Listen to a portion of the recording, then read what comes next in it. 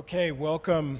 I hope everyone had a great lunch and ready for a fantastic session today. My name's Stephen DeBerry. I'm a Henry Crown Fellow, and I realized yesterday that I've been coming here to the Aspen Institute for 20 years now. That was a shock to the system. There are a lot of things I could say about myself. I think I'm a pretty interesting person, but we have someone who is even more interesting than that. And my goal today is to be of service. So I think the highest value thing I can do is get out of the way and facilitate the conversation that we'll have with our guest today. But before I do that, I do want to make one parenthetical note that comes to mind after 2 decades of being here and after participating in every single action forum. I was a fellow before an action forum was a thing. And I noticed that the arc of these action forums is pretty similar each time. On the first day, we all arrive and we're quite polite.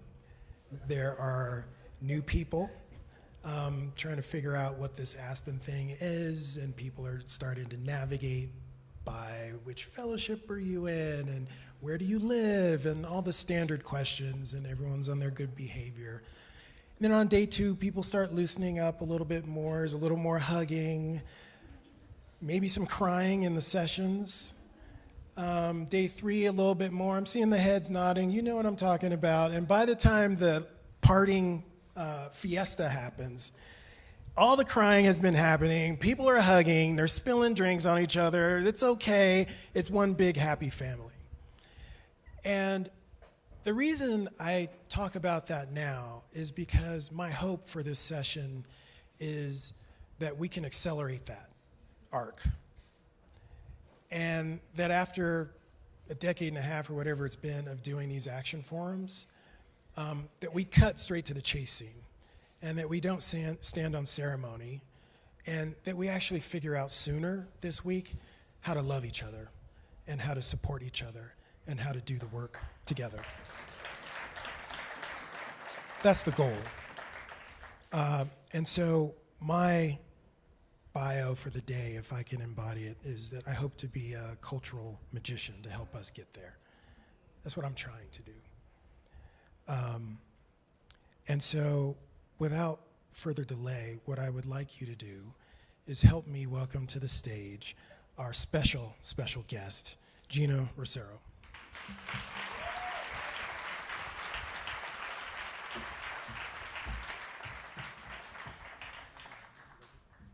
Magic, wow.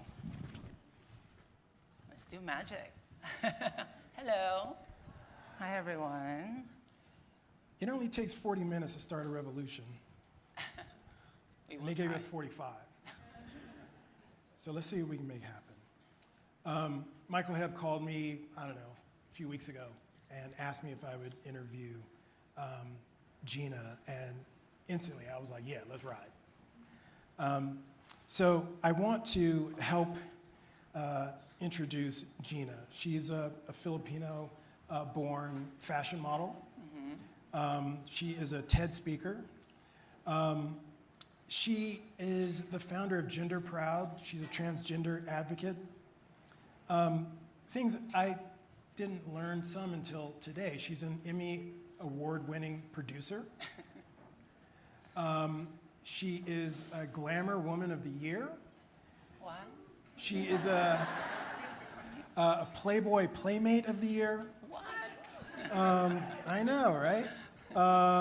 Keep going.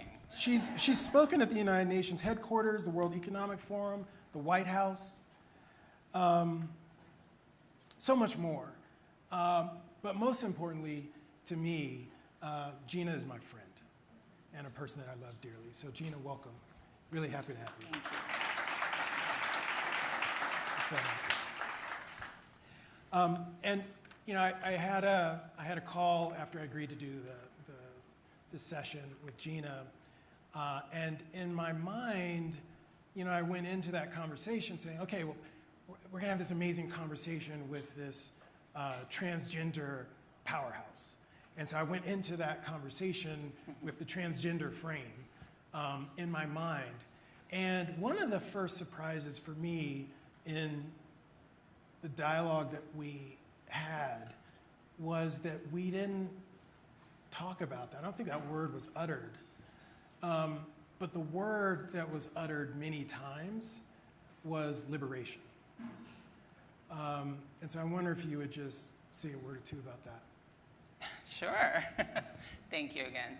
I think, it's funny, when we first had that conversation, for me, I think there's a tendency, yes, a lot of people know me as advocating for trans rights, the first trans this, all that, there's a tendency to put a box in that identity, right? And I talk about liberation as a framework for who I am as a person, as who I am as a spiritual being, who I am as a Filipina, who I am as an immigrant. I think those kind of frameworks in liberation for me, and particularly using transness as a way for me to understand the world, because the world would see transness as this other thing, as this other identity.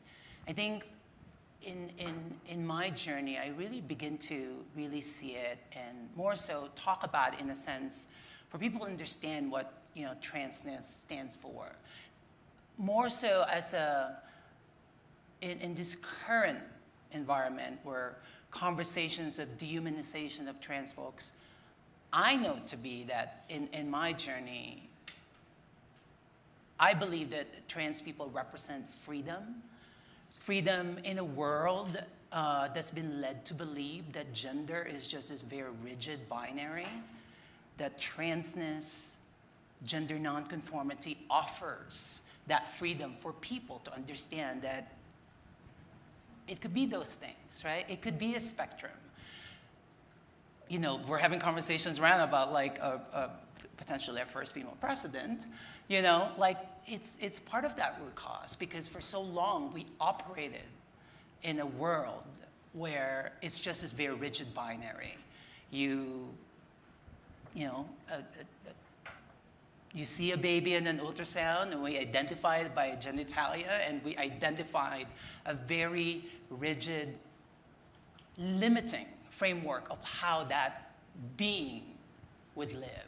So I say all that because I really see the spiritual journey of trans folks and gender nonconforming folks, not just in current, modern, contemporary zeitgeist, but more so from really long history of transness, from pre-colonial.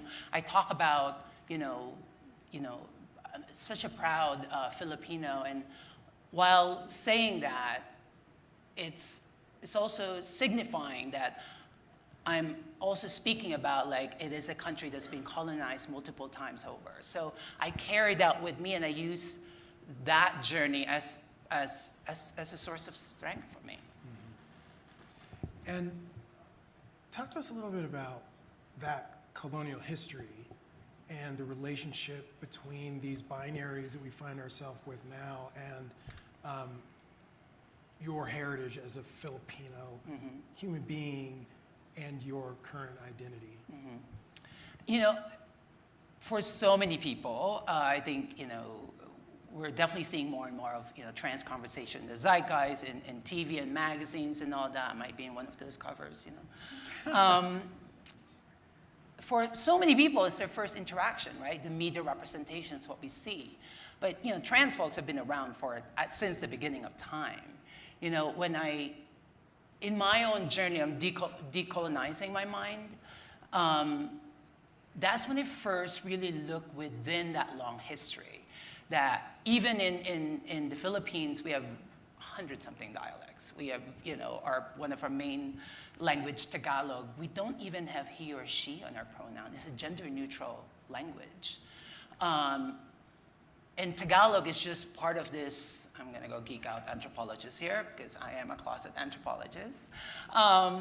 even, Philippines Tagalog is part of this Austronesian language family that spans all over the Pacific, New Zealand, Aotearoa, Hawaii, all the way to Madagascar, Rapa Nui, Indonesia, southern Thailand. That group of language family that consists of about 1,200 languages, most of those languages doesn't have he or she. Is gender neutral, because the ethos of pre-colonial identities, not just in the Philippines, but all over the world, did not operate in this thing called gender binary. So for me, who I am now as an artist, as a storyteller, but more so, how I move around the world, that knowledge of pre-colonial richness and history and sense of pride and sense of beauty and resilience, that carries me forward, and that's my motivation in all that I do. I love that, and I've known Gina for years, and it wasn't until we worked on this project that I realized your love for language. I am a linguistic anthropologist by training. We were like, what? Perfect. Yeah, I'm like, who? Talk about magical coincidence already. It's meant to be. And it's true. So Austronesian languages, about 400 million people in the world who speak them. And one of the folks who trained me focused on American Samoa. And there's a not dissimilar phenomenon there where there are language constructs there where you might say, you're riding a bus and the guy swerves around a pig walking the road. You say malo le fauli means that's good driving. You did a good job driving. In the way the language is constructed, you can't, it's kind of like the concept of Ubuntu, right, philosophically. You can't have a driver or a teacher without a passenger or a student. It's just embedded into the language construct. And it's fascinating that the language doesn't have these kinds of pronouns that we struggle with. So it's here. actually weird. When I first moved to America, and people used to shame me and make fun of me when I would confuse, I'm speaking American language, he, she. And people used to make fun of me, you're using the wrong pronoun. And for so long, I would take that in I don't know the right language. But I think now my relationship with that is my ancestors telling me, we've always known. Indigenous people have always known, right? And not just in the Pacific Islands, not just in Austronesian language family, in this very country, Native American cultures have always known the variety of genders, not just in this rigid identity. So I think, going back to the framework of liberation, for me to understand that that's what it is, and not just in language, but our way of being, our, indigenous identities in the Philippines. We used to, we're primarily animist culture in the Philippines before we were colonized, by Spain for 400 years, and then America for 50 years. We used to pray to trans goddesses. And I have a tattoo called Lakapati here, who's basically transgender goddess of fertility and golden rise. The people pray to deities, the transgender goddess of compassion in Buddhism, Guanyin, is considered gender fluid.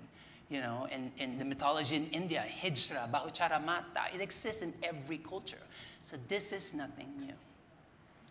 So, you can recite this so beautifully and easily now, but you didn't always have that. Yeah. How did you come to reconnect with these kinds of roots? It's funny. When I first moved to America, and I talked about this, when I wrote my book, Horse Barbie, it's one of those things that people have asked me, what were you most afraid to talk about? I wasn't afraid to talk about my transgender journey because, in the Philippines, that we have a very vibrant transgender culture in the mainstream sense. The thing I was most afraid to talk about was my journey in decolonizing my mind. Because I felt like if I start talking about it, I feel like I'm more so directly challenging my mom, my grandmother, my auntie. It's that kind of knowledge that they were taught. To challenge that is the big disrespect. But it was also my truth. It is the truth. And sometimes it saddens me to think about that I had to leave the motherland in order for me to really get to know the motherland. Because in the Philippines, it's still the case in many, in all aspects of life in the Philippines, it's still in a very colonial mindset. You know, we still say, you know, when you go to a museum in the Philippines, you could still normally hear, oh, when Ferdinand Magellan discovered Philippines in 1521. You know, it's still rooted in that. So in my journey to get there, when I first moved to America, I was 18 years old. I remember the very first time, you know, somebody told me, oh, we're gonna go to a tanning salon. And I was like, what do you mean tanning salon? And it's like, and then we went to this place in San Francisco, and this woman asked me, it's like, how dark do you want to be? When she asked me that question, I was like, what? People are choosing to, for pleasure, whatever, for novelty, whatever, access to, because they could do it. It was a revelation for me, because in the Philippines, the lighter the skin, the better you are. The proximity to white supremacist ideals in the Philippines is the norm. So that was a revelation for me, just that thought process of, you know, to be ashamed of, Philippines is in a tropical country, you know, like, but people want to bleach their skin. You could literally follow a starting actor in the Philippines and the trajectory, how light their skin gets in all their advertising. They do injections to lighten the skin. It's the proximity to that ideal that had poisoned the minds of sense of pride from Filipinos. And if you've traveled in other places in Asia, this also exists, right? And that's the insidious ways of colonial understanding that erases a sense of pride and beauty. So when I first had that revelation, that's when I really began to read books. And I began to read books, and then that's, you know, it really fed my curiosity. And, you know, I say I'm a closet anthropologist, and, you know, read books about how, you know, trans people played a central role in pre-colonial Philippines. Before we were colonized, we have 7,000 islands in the Philippines, so you could imagine the multiple nations and kingdoms in the Philippines. So in each of those islands, the spiritual healer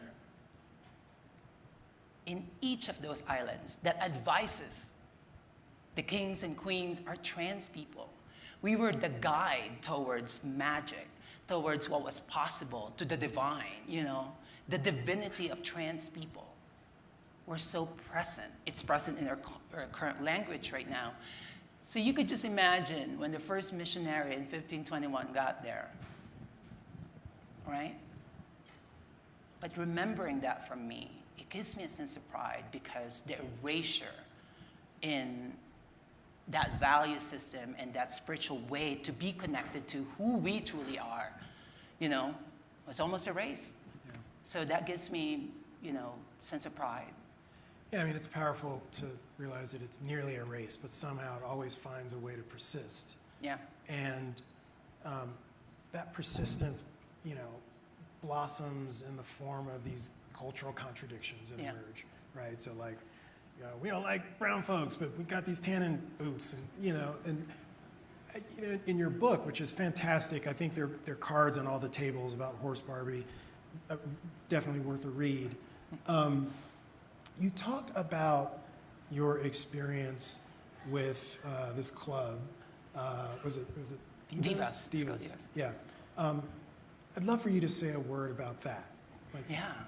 So, you know, I talk about this in the book, that when I first moved to America at 17 years old, it was a complete culture shock, you know, in a completely different place.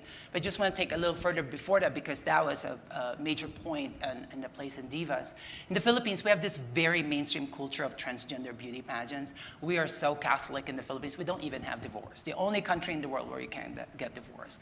However, but during our fiesta celebration, which happens throughout the Philippines throughout the year, a 5-day celebration to celebrate, for example, you know, St. Peter, right? 5-day celebration.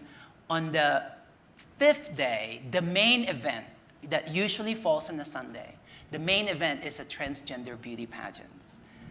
And and usually it's funded by the government. And if it's organized by the local community, the pageant stage is literally right in front of the church. And our dressing rooms is inside the church. So you could imagine us being all looking up to all the saints. So there's that. But the contradiction is what you're alluding to is I'd like to say that trans people in the Philippines are culturally visible, but we're not politically recognized.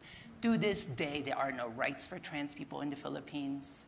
To this day, I can't change my name and gender marker on my legal documents. If I still have my Philippine passport, I would still have an M on my gender marker. It's basically existing every day of your life, not who you are. I like to say trans people in the Philippines are legally erased.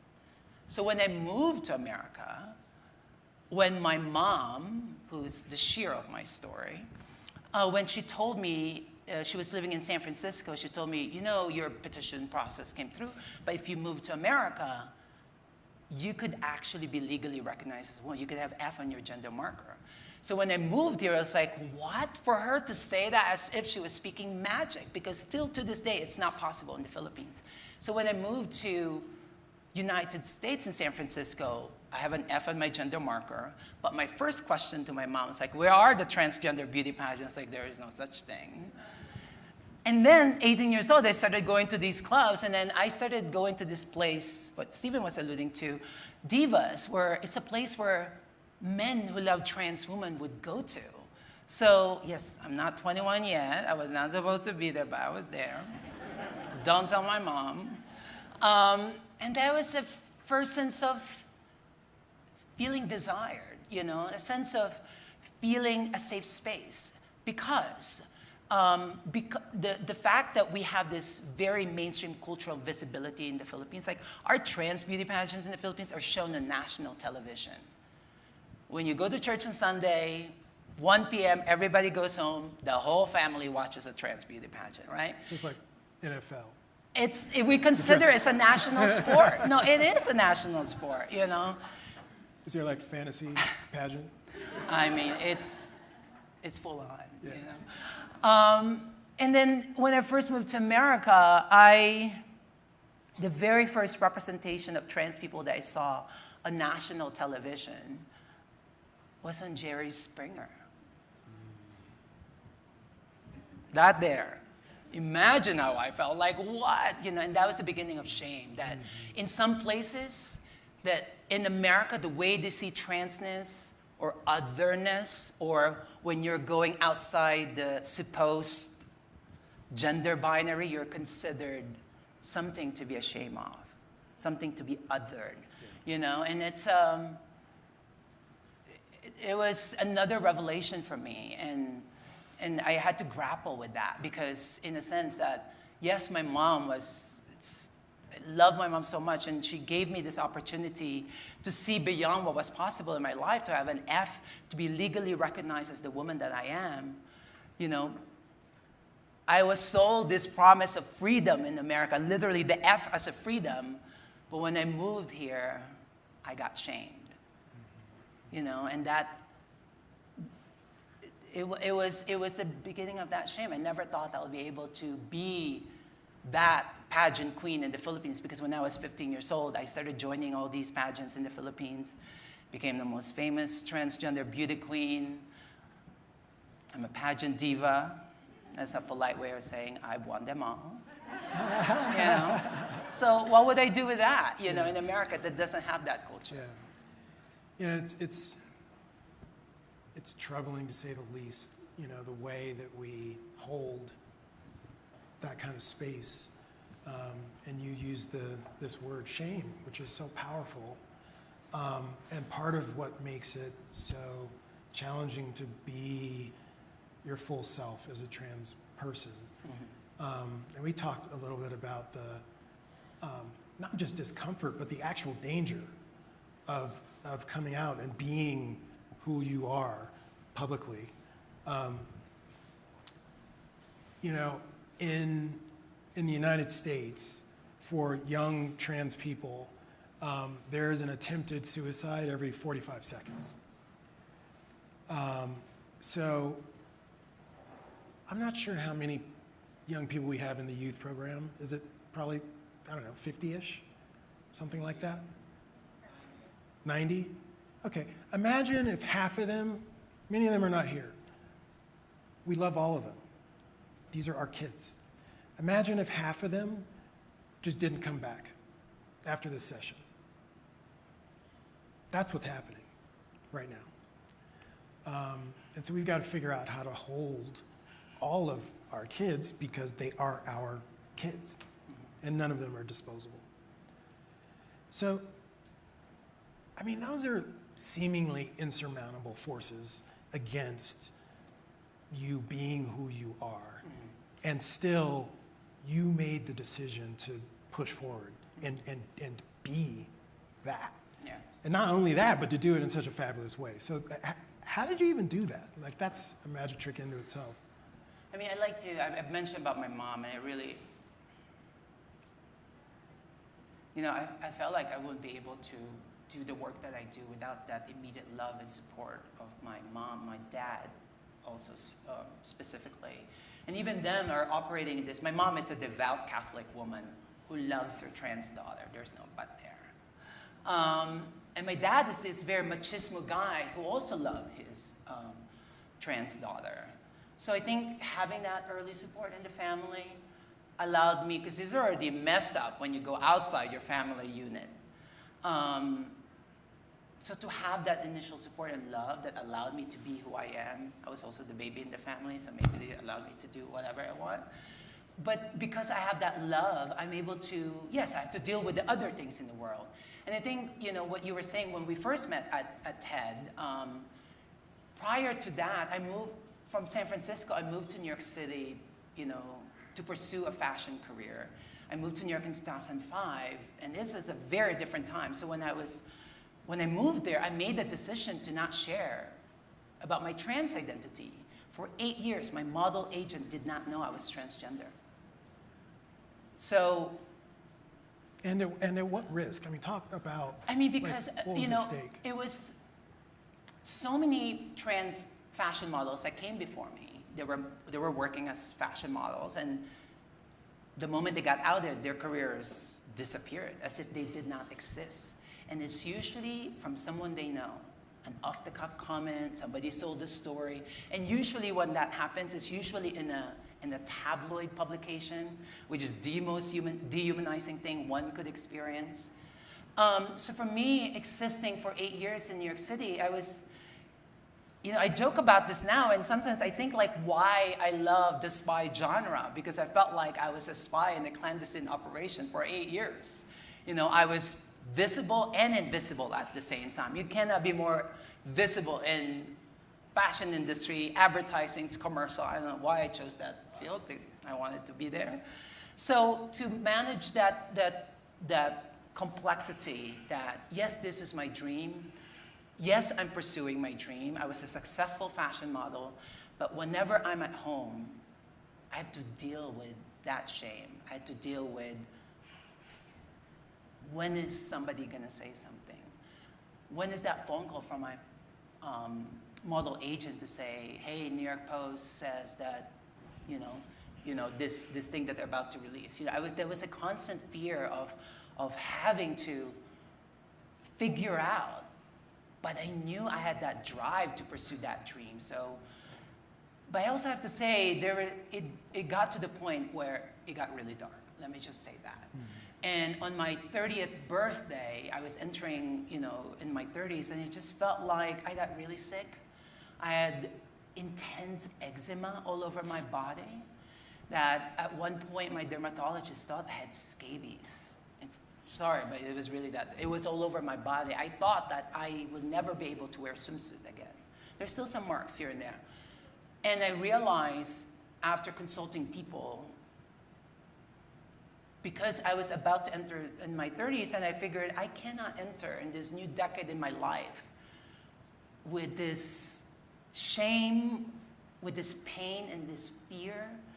So I decided if I'm going to risk, to share for the first time in my industry in the world, that I want to do it in the biggest stage. I'm not a stranger to a stage in pageant world. I've been in a coliseum and 20,000 people, or a pageant next to a street. I wanted to do it because I felt like there was a sense of purpose that was so much bigger than my fear. So I wanted to come out and share my story on a TED stage, a TED conference where we first met in 2014. And little did I know, 2014 was the beginning of this cultural zeitgeist of trans conversation.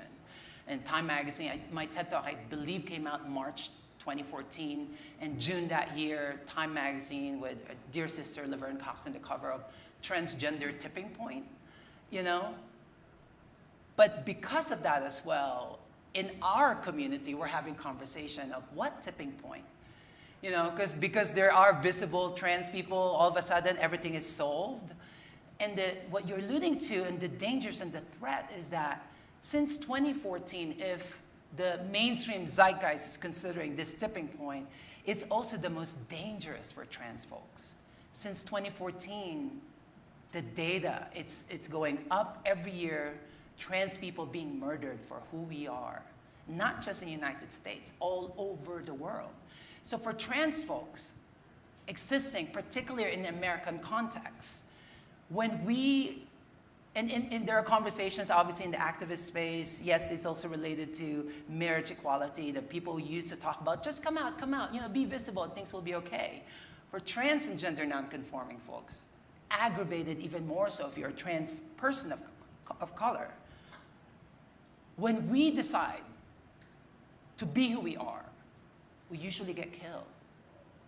We usually experience violence. So what does that do?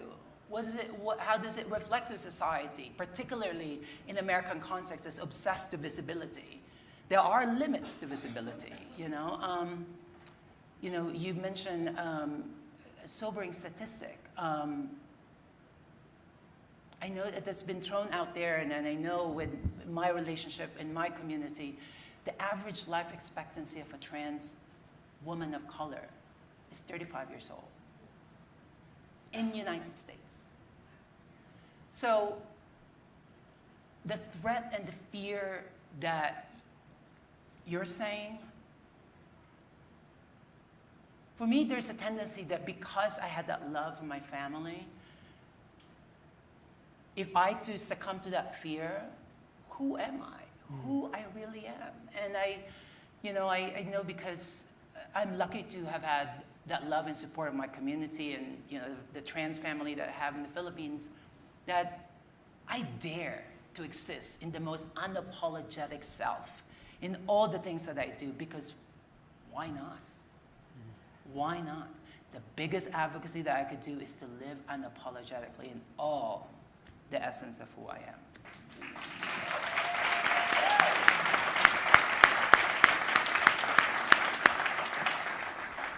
I love that. What is that about, the fear? What are people afraid of?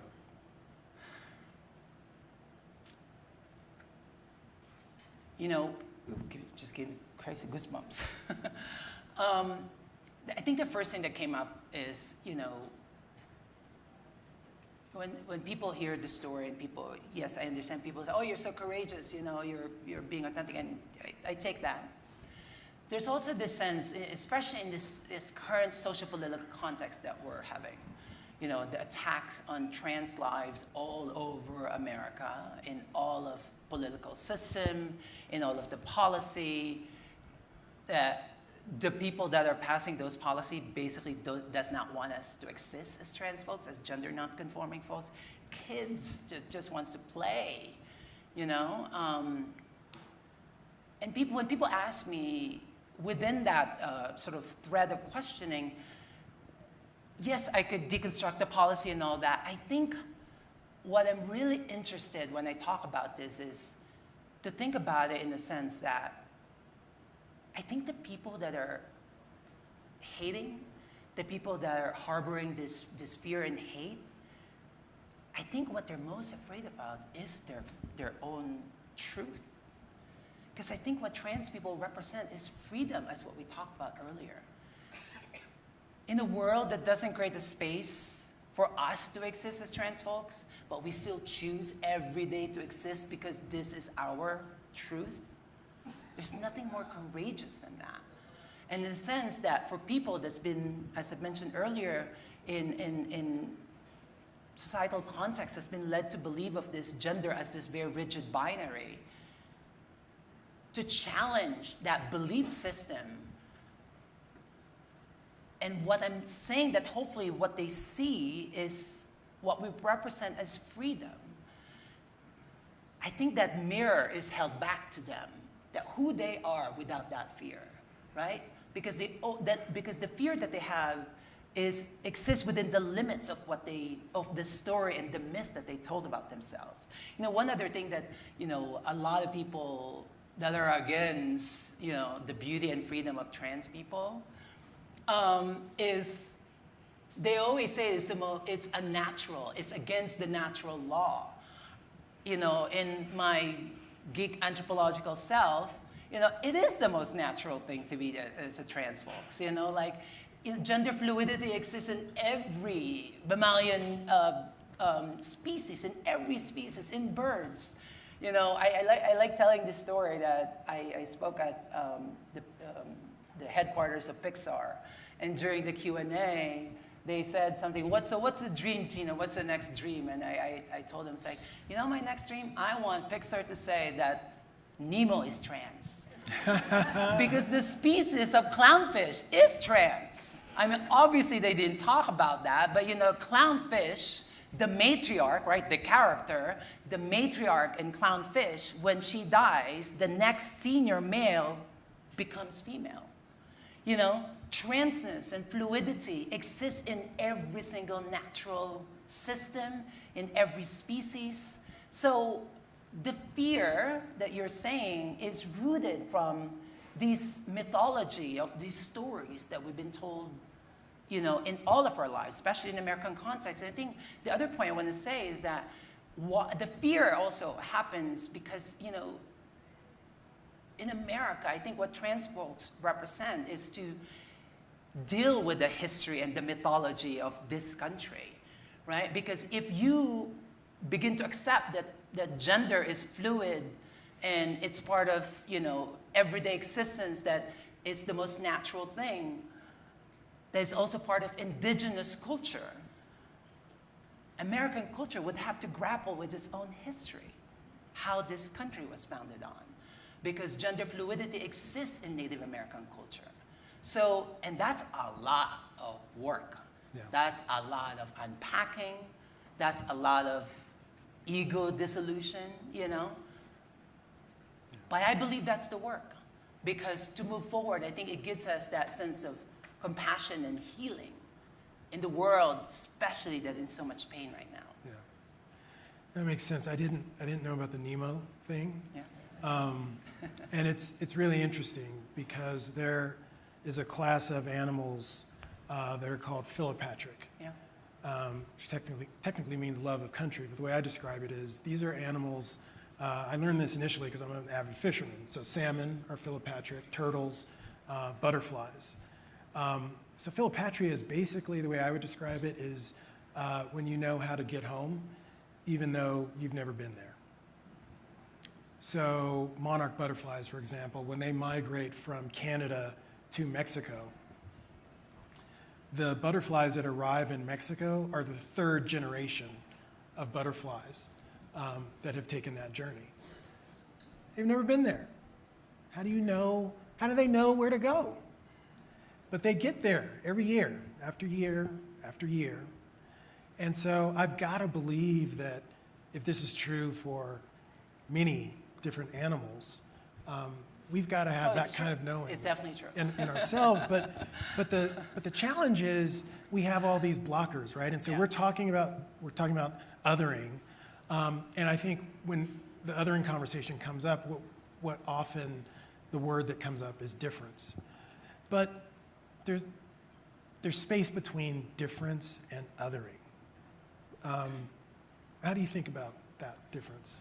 I like that word because, I was literally talking about the animal kingdom. You know, there are the variety of species and diversity. Like, I think difference is seen as an asset, it should be, because we're all different, but we're all the same in our needs and wants, right? We all want the same things, to be seen, to be affirmed, to dream our love of our family.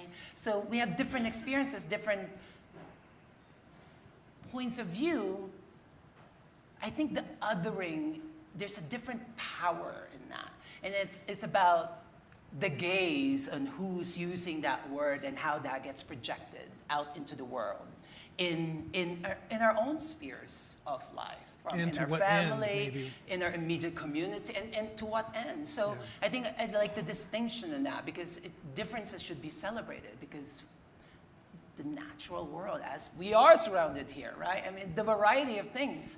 And I think gender identity and gender fluidity is connected to that.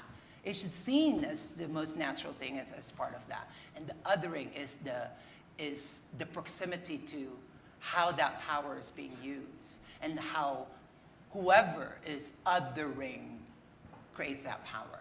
Yeah. And that power, I said sad. The Yeah. othering, it's as simple as that for I mean, it seems like it's a mechanism to stoke fear Yeah. in an attempt to consolidate power. So I think about which makes it easier to activate in marginalized and particularly smaller populations. I think about the population of Jews in Nazi Germany, about 1% of the population in Germany at the time.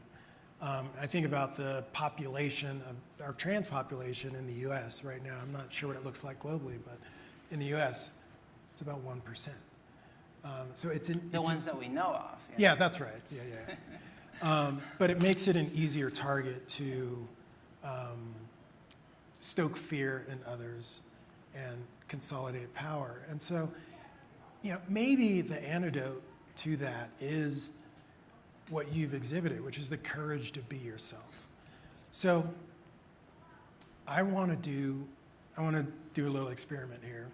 I haven't done this one before, but I want you all to see the beauty in my friend here, the way I do.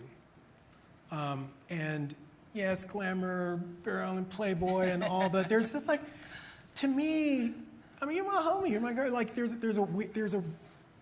you're beautiful, but there's a weirdness in that, because there's also this objectification on some levels, and the pageantry, and this.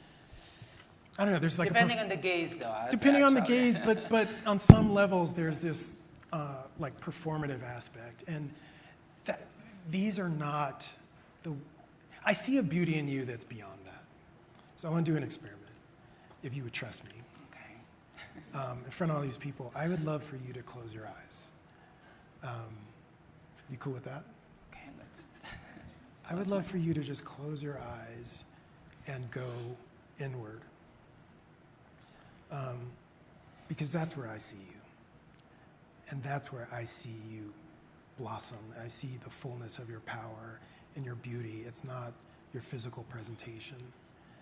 And what I want to be is you're a model. I want you to model your emotional self. I want you to model the power that got you to the place where, despite all of the risks and challenges and ridicule, you still knew how to get home, even though you hadn't been there yet. You found the way to get there. I want you to model that. So I want you to talk to us about what it felt like. How did it feel when you got home, when you got to a place where you could finally, fully say, this is me? What does that feel like? I think what's coming up for me is a place of joy, the full expression of joy and uninterrupted joy. And the thing that's coming up for me is I'm in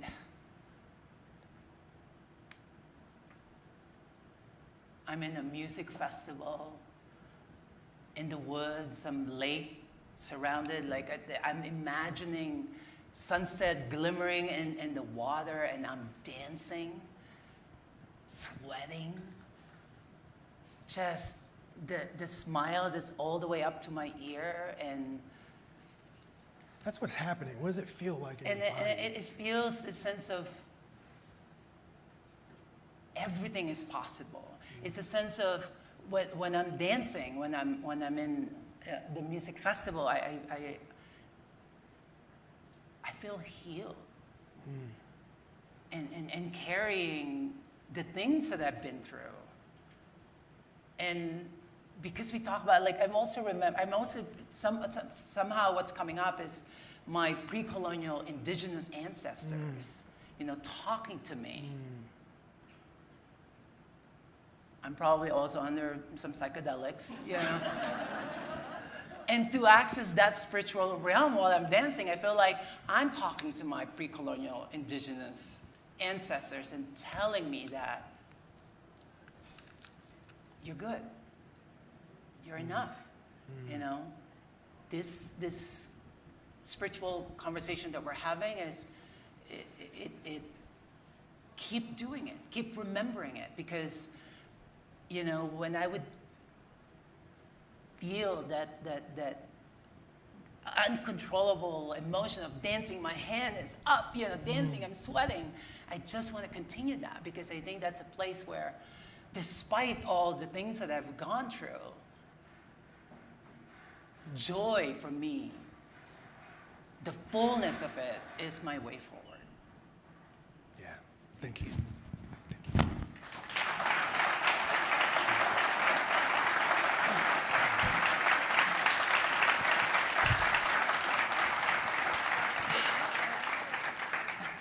I love that. Thank you for sharing that, Gina.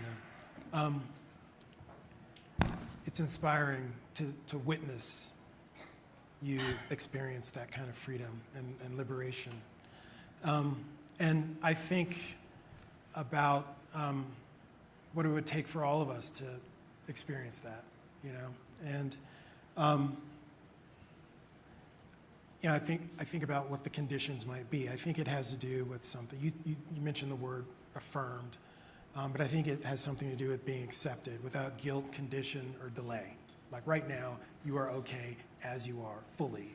I think that's the foundation of it. I think it has something to do with being held in confidence, and that means confidentiality, which is something we do well here at Aspen. But I also think it means the trust to say, I am trusting you to hold my full self here, and I may not be ready to do that outside of this space, but we can start right here, and I can trust you to hold that at the level of expansion that I'm comfortable with and at the pace that I'm comfortable with. And finally, that the people with whom you share in that way are an accomplice to your journey. And so that means that when you share, I don't try to steer you, that's your job. When you share, what I do is I get behind and push. And you know, it's a work in progress as a thought, but I just wonder if those are the conditions that could get us all there. And if they're not, what do they need to be so that we can all get there? And I especially wonder, going back to what I was saying at the beginning about trying to accelerate the arc that we find ourselves on at these action forums, how do we get there? How do we get to the full appreciation and acceptance of self? Not Thursday night, but tonight. Because I think that would be a revolution for this community. And I think that's, you know, it's a fractal that would repeat out into the world. So I'm gonna do one more experiment. I know we're over time by some seconds. It just says 0, so we got time. But I want to do one more experiment, if you all would indulge me. And that is, I want to invite you to a quick little journey into yourselves as well. And if you're comfortable, I would love it if you would just close your eyes for a second, everybody. And I think I'm the only one, except for the 3 of y'all over there, that has their eyes open. And so I think you can feel safe. And what I want to do is invite you, like Gina just modeled for us, to go into yourself. And the question is, where's your space of unbridled acceptance? What's the corner of you that you've been holding back? You don't bring into the seminar room. Maybe you don't talk to your family about. Maybe you're not fully honest with yourself about facing. And I wonder if you could just open the space to that corner of yourself and feel some warmth in that space. Experience some light in that space. And feel the joy of that complete, unedited embrace of who you are.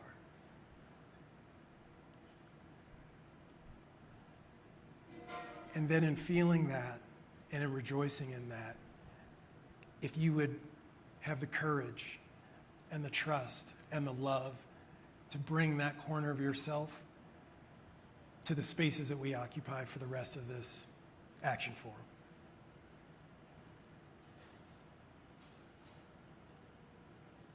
Come on back. Thank you. Please join me in welcoming, thanking Gina for being such a great leader for us. Yeah.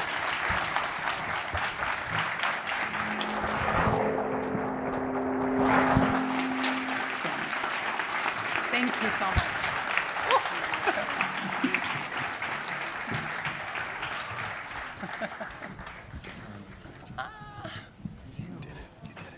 And now, to close our afternoon plenary, please welcome to the stage philosopher, writer, activist, professor, and founder of the Emergence Network, Bayo Akomolafe.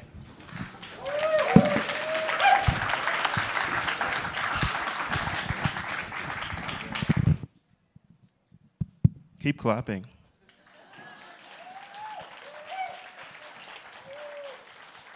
Thank you so much. I'm still recovering from Gina's. Gina, where's Gina? Gina, hey, just come all the way. Come all the way. Let's give a hug.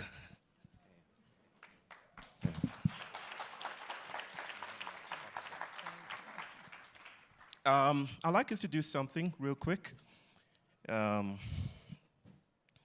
something Gina was speaking about that I heard as an invitation to consider that the colonial is the quest for the categorical, right? What the colonial does is to try to reduce tensions and intensities into a stable, neat snapshot of an identity. And that's what coloniality does. It thinks in binaries. But our bodies do not think in binaries. Our bodies think in the lowercase, not the uppercase, right? Our bodies are constantly fluid, moving through the world. I want to invite us to do something to memorialize and mark this moment. I want to also say that the opposite of trans isn't straight, okay? The opposite of trans isn't straight. Trans is the disruption of binaries altogether, right? It's not like, here, I'm trans and I'm straight. That's the proliferation of what modernity knows how to do best. And that's not what we're about here now. We're about to notice that our bodies are fluid becomings. Our bodies are fugitive. Our bodies are transgressions of binaries. In the ritual, in the spirit of that idea that we are moving and we're never quite captured, as we often think we are, I'd like everyone to stand to their feet. If you can stand to your feet. If you can stand to your feet, please stand to your feet. I was introduced just now by the voice of God. Where's my brother? Voice of God. Could you just, yeah. I'm sorry about what I said to you. Just before we were doing some testing, and I told him, well, you're not Morgan Freeman yet. And there's still some way to go. But I'd like you, brother, to announce, to invite everyone to go around and hug in the voice of God mode, okay? You're not doing it as yourself, your voice of God, okay? All right. Scene, okay? So you're inviting everyone to go hug someone else, right? To practicalize and ritualize the idea that you are not completely yourself all by yourself. We need and we breathe through each other. That is the most emancipatory, liberatory thesis that could upset white modernity. That we live through each other. So, brother, it's your turn, okay? Voice of God, okay? And now, I invite you all to hug someone else.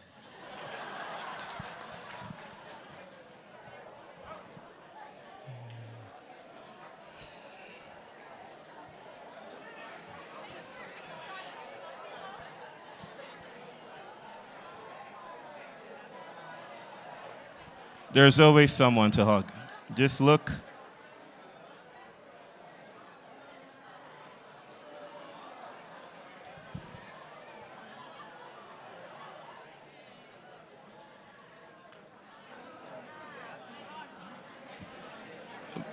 Voice of God, could you tell everyone to stop now? Please take your I have seats. just this amount of time, okay?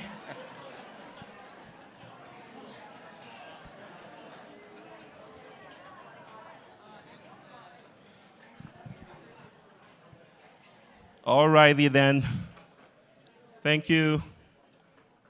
How did that feel, people? Good? Yeah, do it.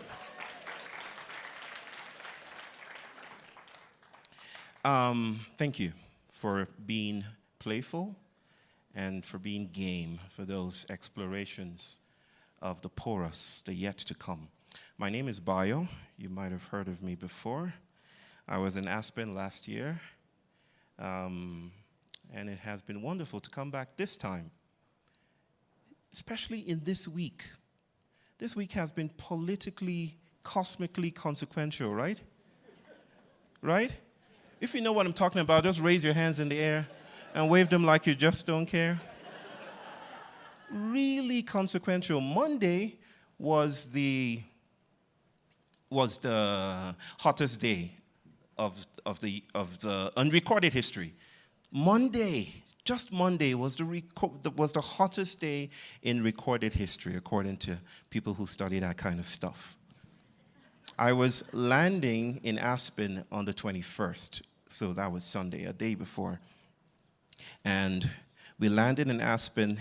I put on my phone, as it seemed everyone else did the same, and I saw, I'm not a Twitter, what's it called now, X, right? I'm not an X-Twitter guy, I don't post, but it seems to be a consequential source of news these days. So I went to Twitter/X, and there was this huge seismic news. You know what I'm talking about, right? We can all say it together. The Nigerian, what are you talking about? I don't know what you're talking about. What I know, they should have told you about me by now. The Nigerian youth are gathering to protest bad governance on August 1st. Okay? Which is fascinating news, right? If you know anything about what's happening on the continent of Africa, you might understand that the continent is sitting on a powder keg right now. Kenya is explosive, right? And the youth in Kenya have inspired protests in Uganda and in Ghana and in Nigeria. It seems everywhere there are conversations about bad governance and a desire for more, right? I scrolled very quickly to see what I passed. I scrolled past news about unidentified aerial phenomenon and news about who's the best rapper and news about some president refusing to or deciding not to run for a second term. But I passed all this marginal stuff behind, and I got to this news. Very, very fascinating stories about what might yet be. I get it, okay? I went to the second seemingly important news about President Biden and his decision not to run for a second term, to stop and end his campaign.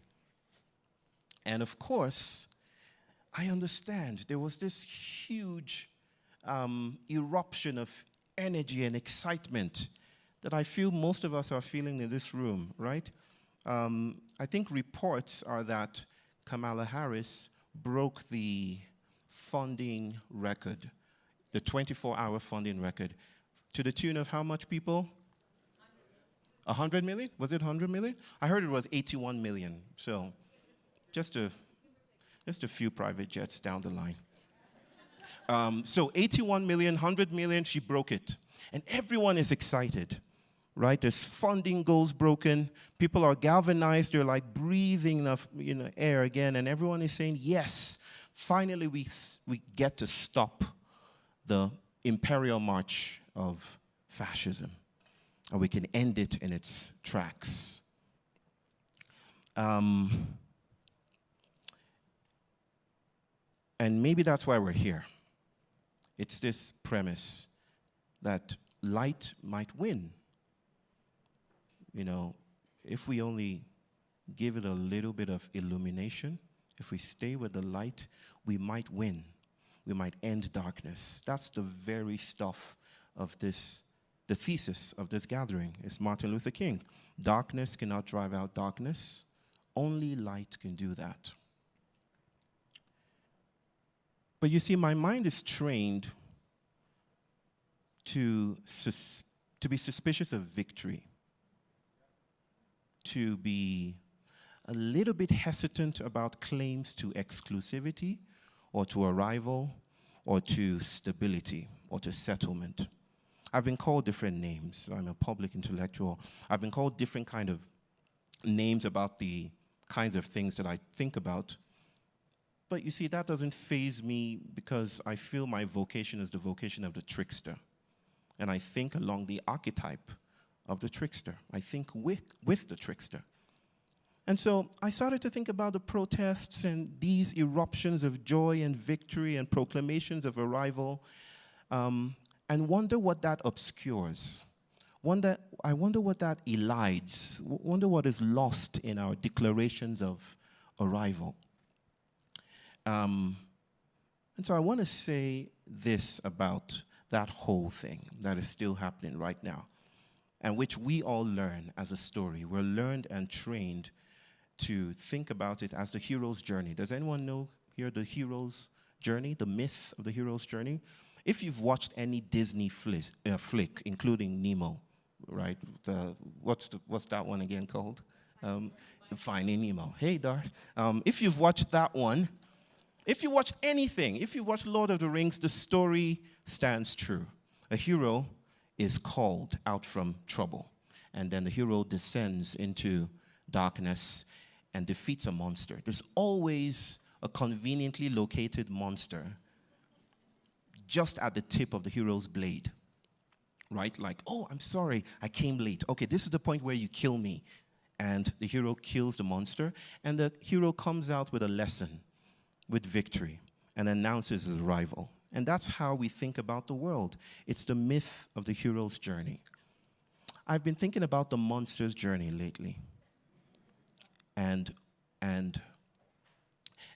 all the carcasses of monsters that have made ecologies for the victories of heroes.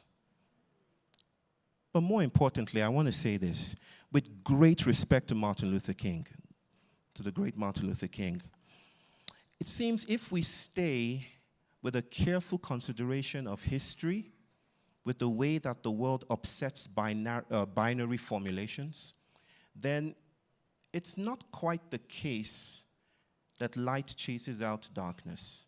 There seems to be something queer here. And I want to tell you this story. It's a quick story. It happened in 1818. I'm a history kind of guy. I'm also a diva, but I'm a nerd kind of diva. The one that's boring, But I'm a nerd, and nerds are divas in their own right. Nerd life matters, Okay, so in 1818, all right? In 1818, I think it was in 1815 that a certain conqueror was conquered, and the royalists were in retreat. The French Academy of Sciences put out this call for a competition. There was a competition. And if you had some brilliant thesis about how physics works, about how the world works, you could submit a paper. There was this young man called Augustin Fresnel.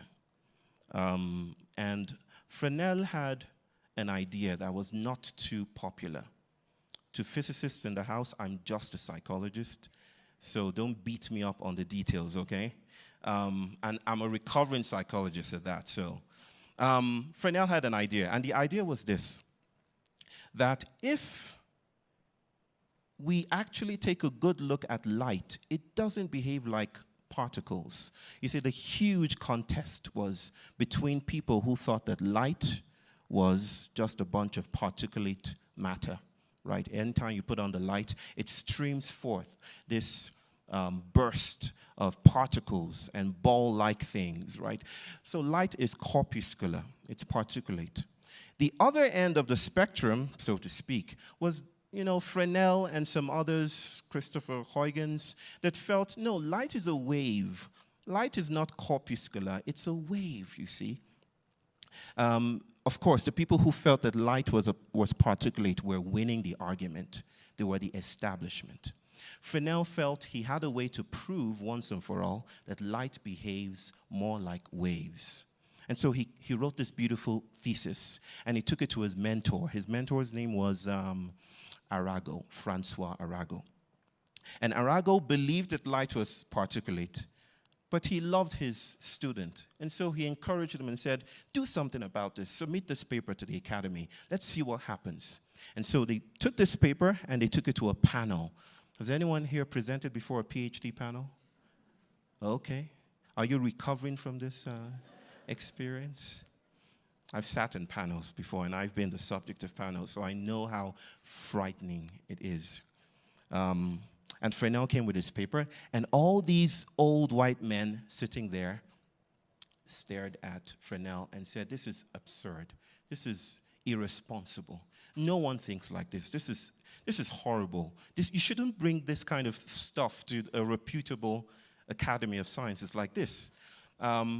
And then a man called Simeon Poisson, who is the subject of my story, and many stories I shall tell henceforth. In fact, I'm writing about him in my new book. Poisson said, you know what, I'm going to prove to you how absurd your story is. And so he studied the paper.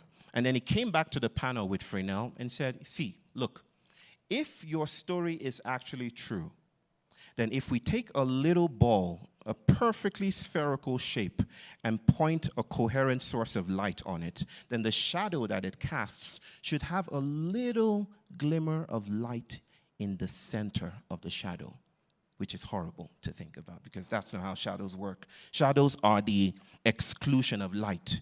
You can't have light in shadows, can you, people? I ask you, can you have light inside shadows?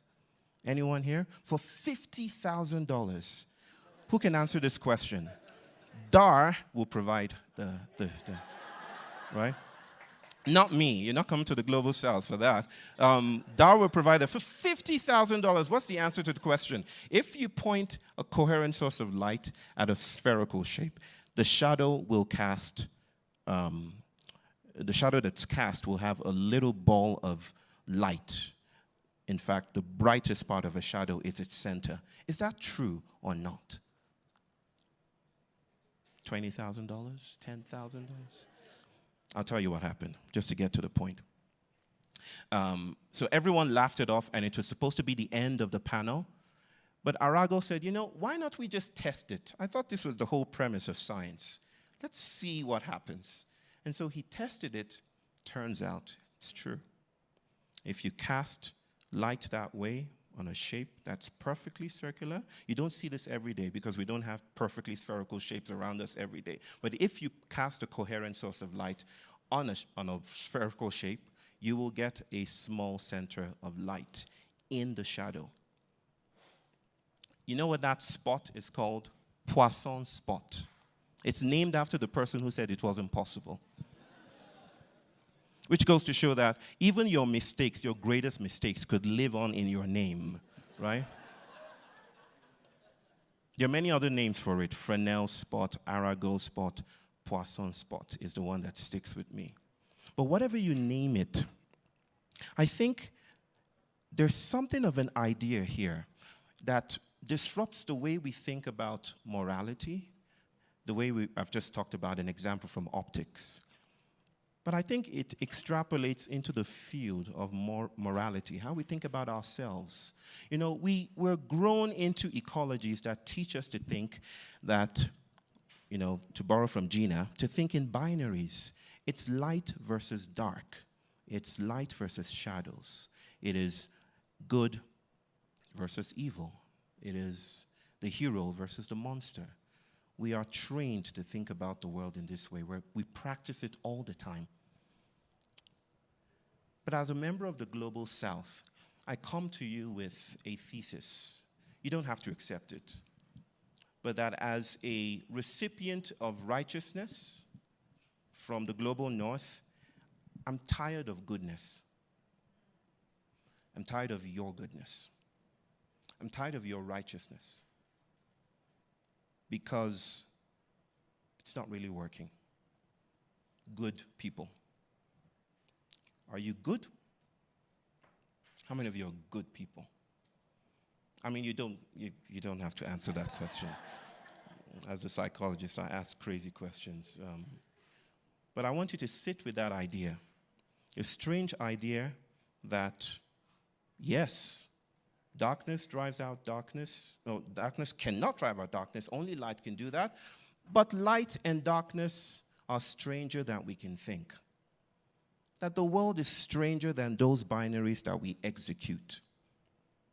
And in many senses, I think that morality, instead of just this isolated, transcendent field where preternaturally good people are in conversation with preternaturally evil people on the other side of the spectrum, we are learning that sometimes even being good can be complicit in the reinforcement of oppressive systems.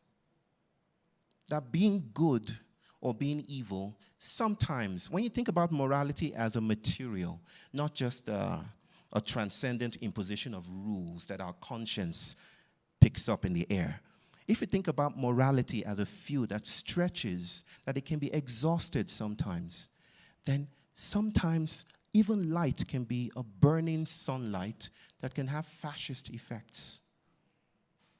There's this beautiful proverb that says, light all the time gives birth to a desert.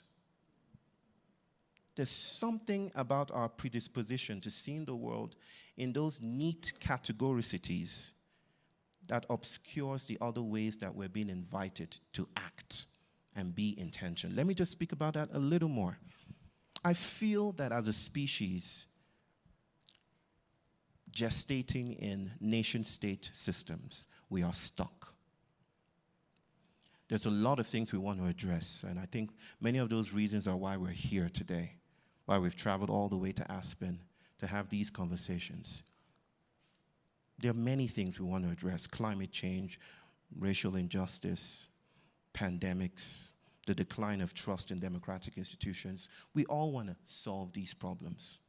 Many of you, for instance, and I give these examples all the time, many of you are very, very careful about how you throw away your trash.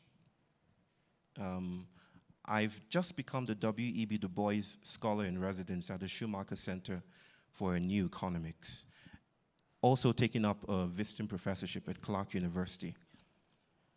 I'm now living in the United States for a couple of months.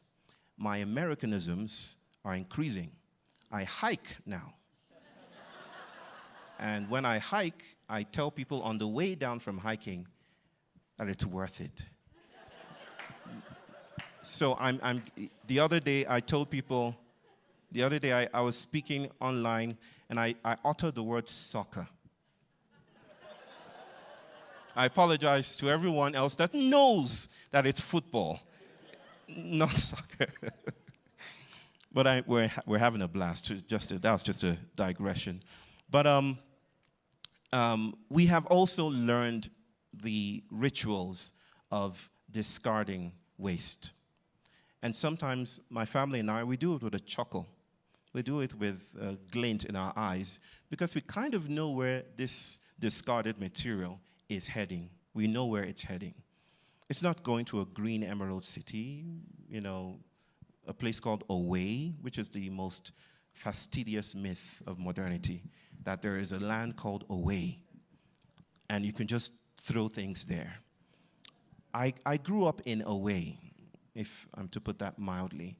I grew up in Nigeria, and a little bit of Away was in our playgrounds, right? And we navigated those fields where we saw the subsidized righteousness of the global north spilling into our homes. And it's not that we condemned the people in the north, it was that we kind of understood that there was nothing else to do. What do you do with your trash? You throw it away. It's just that Away often looks like where I come from.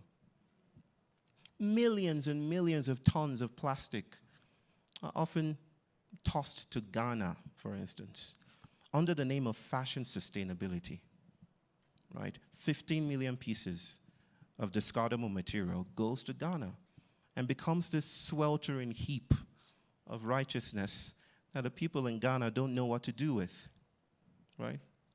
And it becomes illegally dumped. But do you stop throwing your trash because of that? No, there's nothing else you can do. You're caught in a moral order that has an imperative that that's the only way you can act.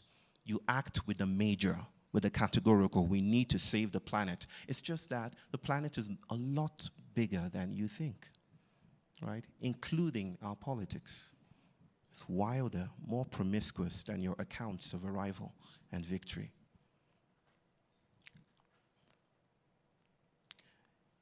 I heard a story of a man called Ibn Harlow.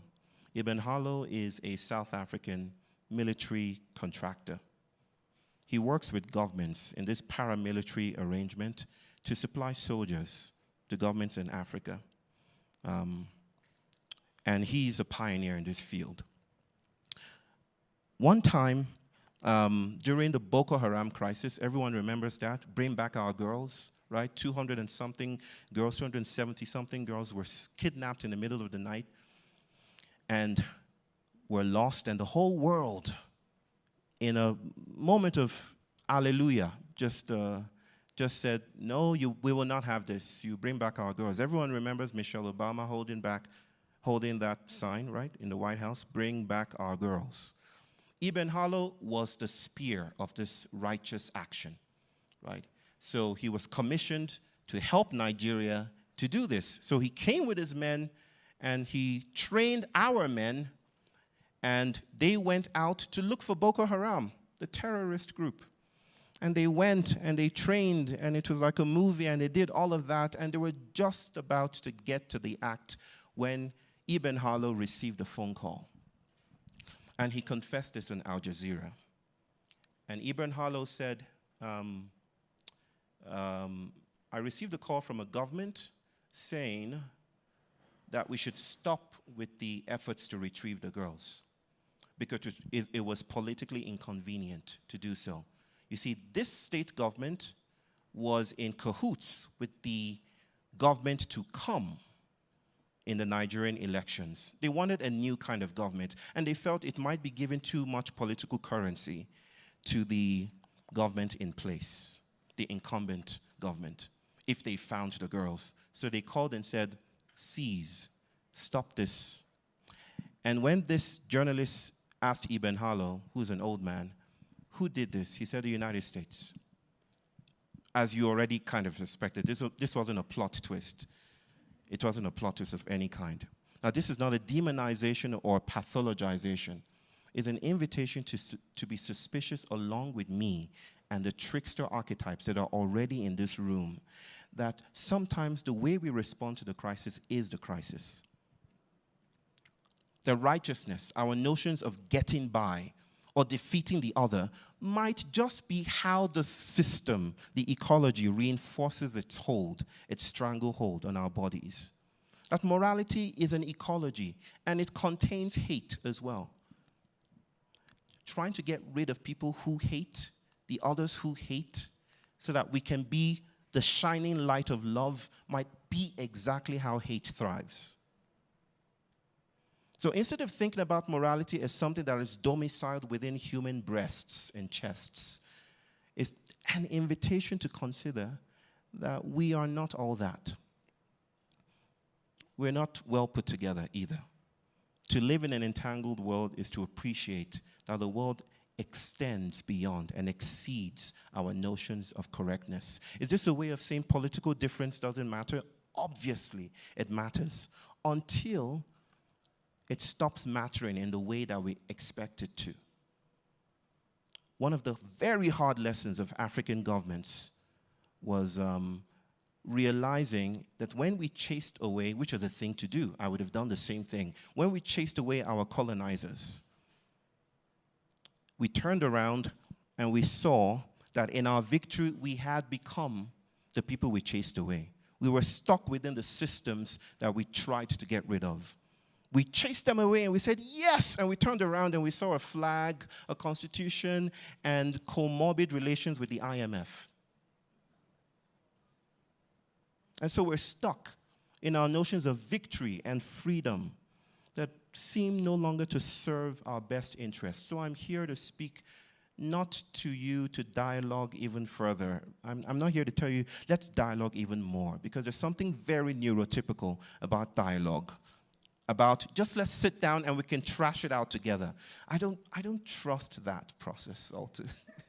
I don't trust that too much. Okay, I've had, well, maybe another keynote or another talk would have me speaking about my work in the psychotherapy. But healing, emancipation doesn't come from the front. It comes from the sides. It comes from the places we're not expecting. It comes from autistic cartographies, where we stray away from the ways we're trained to move forward. I'm trying to say freedom isn't forward, it's awkward. It's not down the highway, it's off the highway. The highway no longer leads to places that are interesting. So if our politics is exclusively about defeating the other side, I fear that we will become the other side by and by. Because if you lean on a wall a long time, you become a wall. Our work is not to work through exits, or to champion new buildings, because even walls talk in Creole. Walls are not as stable as we think they are. Walls are migrant. Binaries are migrant. The world is too promiscuous to sit still in our notions of settlement. So in the idea, in the spirit of fugitivity, I invite you to know what our bodies already sense, our bones already sense, our ancestors already sense. If we are to find new ways of being alive in the world, we need a different kind of politics. We need a different notion of leadership. It can't be the man in the front any longer. It can't be the one who's walking, on the highway. We need a notion of leadership that breaks away from the highway. We need experiment. We need a carnival. We need dance. We need a diva. I can't do that voguing thing, but yes, voguing is philosophy. We need a notion of agency and accountability and responsibility that doesn't sit squarely within white modernity. And as I said last year, I will say it again right now. Whiteness is not white people. I have to say this over and over again because I face a tide of a torrential, wave of imaginations that reduce whiteness to white people. Whiteness is not white people. Nigeria is the whitest nation on earth. It's 200 million black people caught up in white imaginaries about progress and time.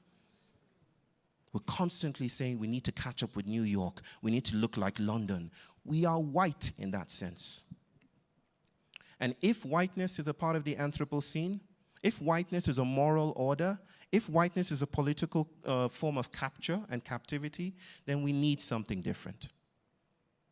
And we cannot repeat the thesis of white modernity if we are to address decoloniality. So how do we decolonize? That's the question. We come to the summit of my talk, And I announce to you that I don't know. I don't know. I have no clue how we do this. I have no clue. But that's the point. If I had a clue, it might just be modernity repeating its thesis in my view of the future. I think the world is constantly inviting us to play. If I had a genie and a bottle or whatever genies come from, and I rubbed it, I would wish to know how to play again, like my children know how to do. Because play is the refusal of the world to be still. Play is always decolonial. Play is the refusal of standardization. If our politics does not resemble play, then we might be refusing the emancipatory gifts of our time. My son knows that a chair is a spaceship. He knows, he's not pretending, he knows that things are not just things, that they're relationships, that they're practices. He knows what Gina was talking about a while ago, that bodies cannot be categorical. Bodies are written in the lower case, not in the uppercase. Bodies are not categorical. Bodies spill. Bodies experiment. Read about virtual particles if you want to learn that boundaries are life-making events and death-making events. So my people, let's travel with the monstrous. Don't think about the monster as the evil, the Disney-esque horned beast that gets in the way and evokes repulsion. Think about the monster as how our cultures have always understood transformation. The monster is the thing that shows up and refuses our claims to finality. The monster is the world's way of saying there's still something else to do that you don't know anything about. You think you're final? You think you're done and fine and cool? No, there's something else. There's a fluidity that you know nothing about. How about you stay with the premise of the monstrous? If our politics was not just about inclusion is a form of violence too, right? Dragging people into gentrified spaces where they can be legible, it's fine, we need that, but it's still a form of violence. Is there something else?